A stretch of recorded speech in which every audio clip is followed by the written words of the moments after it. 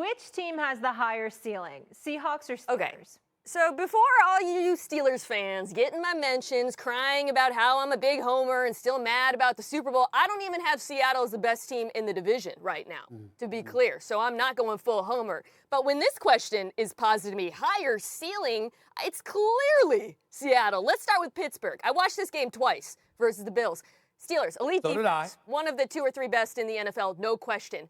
The offense, what makes you think it's going to be better than last year? I mean, Ben Roethlisberger, 56% completion percentage, average depth of target below 6 yards. The run blocking looks as bad as it did last season. Why Najee Harris averaged less than 4 yards per carry? No explosive element at all. Meanwhile, in Seattle, you got an offense that can take the roof off. Literally, Russell Wilson's passes are hitting the roof. That's an explosive aerial attack. And they look more balanced this year. That defense is improved, particularly the defensive line. 6th in the NFL in pressure percentage, got after it. Stephen A., this one's very clear. It's Seattle.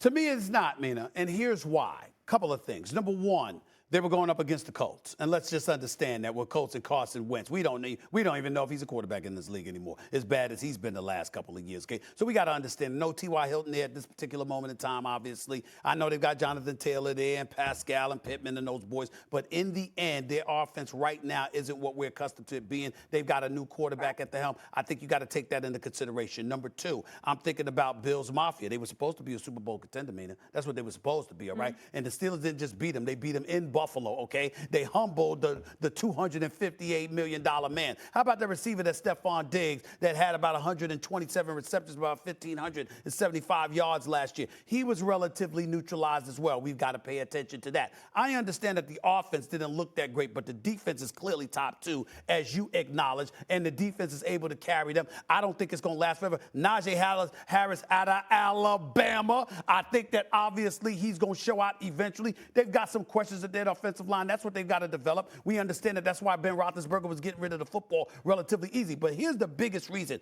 that I'm answering this question. I'm not trying to imply that the Steelers overall are better than the Seahawks. I got sense. I see what Seattle's doing with their offense. What I'm saying is when you talk about a higher ceiling, the road to prosperity is what? When I look at the Seattle Seahawks, you got San Francisco, Arizona, and the L.A. Rams in your division. You've got Green Bay. You've got Tampa Bay. You've got New Orleans in your conference. I'm looking at the Steelers. Outside of Kansas City, anybody could be had in the AFC. And that's why I said higher ceiling. More so because of the AFC compared to the NFC.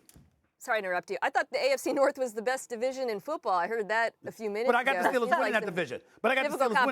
All right, when I think higher ceiling, I think which of these teams can win a Super Bowl. I want to be clear. The Pittsburgh Steelers are going to win a lot of games this year because of their defense. They're going to gut out 20-17. But I simply do not believe this offense is going to get better because of the limitations of Ben Roethlisberger. I love Najee Harris, but that run blocking, that's going to be a problem all season, Stephen A. I love those skill players, but DBs are going to continue to press them like Buffalo did on every down. They won with a special teams play.